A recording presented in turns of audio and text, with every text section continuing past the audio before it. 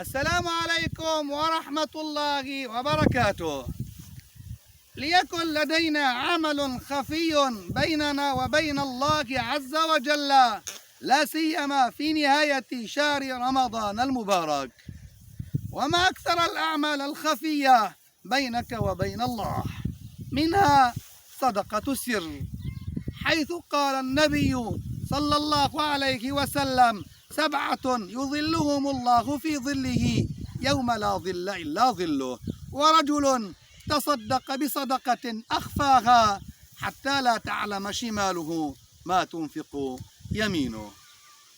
ابحثوا في بيوتات الفقراء عن الفقر المدقع واغنوهم، كما قال النبي صلى الله عليه وسلم: أغنوهم عن المسألة في هذا اليوم. حياكم الله.